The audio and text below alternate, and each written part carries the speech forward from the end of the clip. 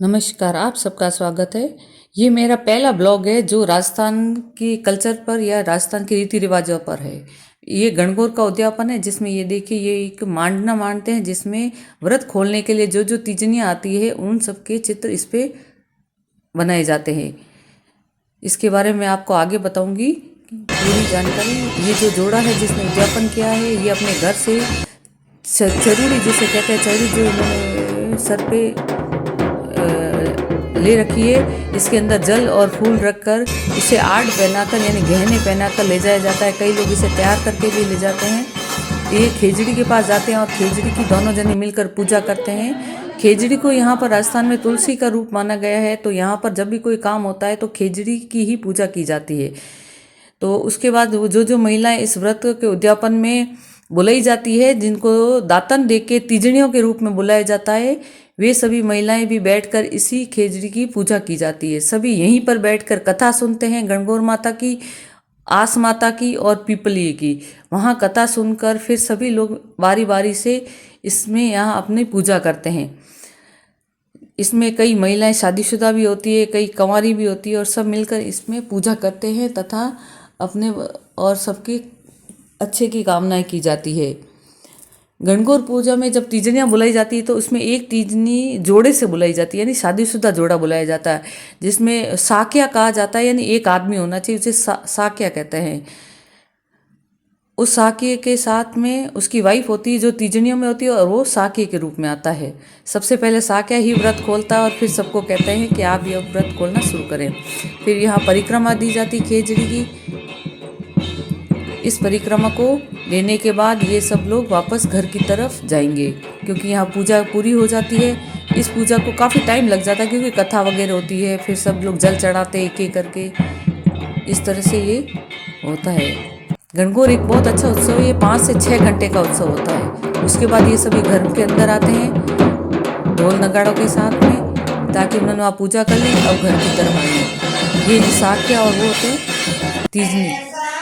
और इसके बाद ये देखिए ये फंक्शन रखा, ये वो जिन्होंने उद्यापन किया उनके पीहर की तरफ से एक भेंट आई है जिसमें अंगूठी, पाइजब, कानों की बाली और कुछ कई सूट, थाल काफ़ी लेके आते हैं। ये पीहर वाले अपनी तरफ से अपनी बेटी को गिफ्ट के रूप में देते हैं।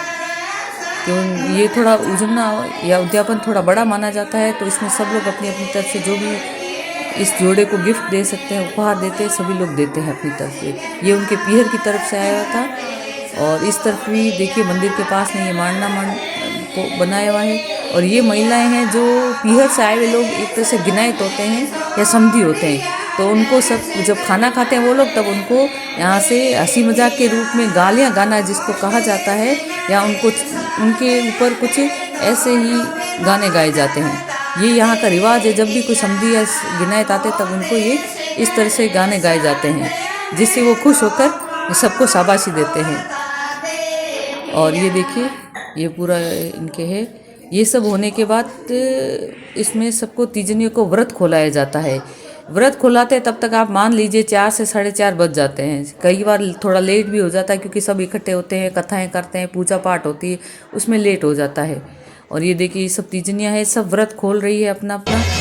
और उसके बाद शुरू हो जाता है घूमर। ये जो घूमर खेल रहे हैं या घूमर कर रहे हैं, ये मेरे देवरानी लगते हैं और इन्हीं का आज उजमना था, तो बड़े ही शौक से और बड़े ही खुशी से घूमर खेल रहे हैं।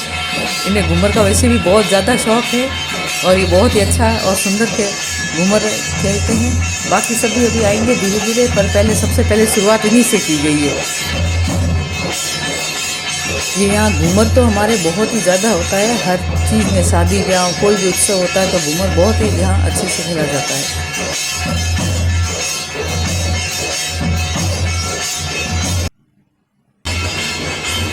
अब परिवार के सब लोग धीरे धीरे इसी घूमर में इनका सहयोग करने के लिए आ रहे हैं। ये खुशियाँ हैं जो बांटी जाती है यहाँ पर। ये उजमना भी यहाँ पर बहुत ही बड़ा उजमना में माना जाता है। चलिए अब आप इस घूमर को एंजॉय करें और अच्छे से देखें। उसके बाद मैं आपको गणगौर के बारे में कुछ बातें बताऊंगी जो यहाँ पर मान्यता रखते हैं।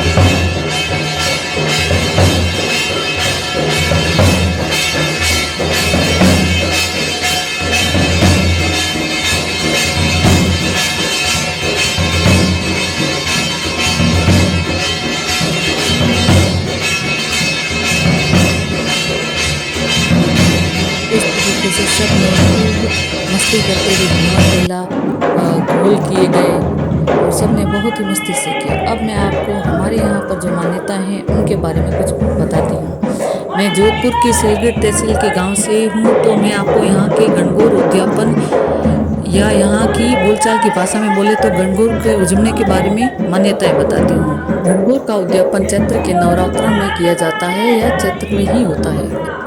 आप जो देख रहे हैं इसे गणगौर का मांडना या कोड़ना कहा जाता है। इसे गणगौर वाले दिन ही घर के मंदिर के पास बनाया जाता है।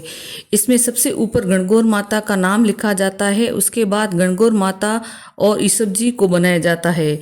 इसके नीचे लाइन है मैं गणगौर उद्यापन करने वाले जोड़े को और उसके पीछे साख्या व उनकी पत्नी को 16 तीजनियों में आती है, सभी को मानना जाता है। इसके नीचे की लाइन में 4 तीजनियाँ आस माता की होती है और 5 तीजनियाँ व एक साख्या पीपली के उद्यापन के होते हैं। इसका मतलब गणगौर के उजमने के साथ ही आस माता का उजमना और पीपली का उजमना करना भी अनिवार्य होता है। उद्यापन के दिन तीजनियाँ वही महिलाएं बनती है जिन्होंने अभी तक गणगौर का उद्यापन नहीं किया होता है। उद्यापन से पहले हमारे यहाँ उद्यापन का दातन लेने पर ही गणगौर का व्रत रखा जाता, नहीं तो कोई भी गणगौर का व्रत नहीं रखा जाता है। हमारे यहाँ एक कहावत है, गणगौर रो उजमनो तो लुगाई रे लिए एक पाई है। पाही मतलब फांसी का फंदा। इसलिए गणगौर का उद्यापन हर महिला के लिए अनिवार्य माना जाता है। इसमें महिलाएं विवाह के कुछ वर्ष बाद ही उद्यापन कर लेती है, जो आपने वीडियो में देखा है, ढोल नगाड़े नाच गानों के साथ करते हैं। यदि किसी कारणवश उद्यापन ना हो पाए और महिला विधवा हो जाए तो भी उसे यह उद्यापन करना पड़ता है। तब इस प्रोग्राम को मामूली रूप से किया जाता है, उत्सव के रूप में नहीं होता है। नाच गानों के बिना बाकी सब होता है। और यदि किसी महिला की मृत्यु हो जाए और उसके गणगौर का उजमना नहीं किया हो तो उस महिला के जो 12 दिन किए जाते हैं उनसे पहले ही उस महिला के रूप में एक डोइली को कपड़े पहनाकर 16 तीजनियों को भोजन करवाया जाता है। तब तो आपको समझ में आ गया होगा कि गणगौर का उजमने को फांसी क्यों बोला जाता है। इस जानकारी के साथ आपको मेरा यह पहला ब्लॉग पसंद आया हो तो लाइक करें, शेयर करें और चैनल को सब्सक्राइब करें। धन्यवाद।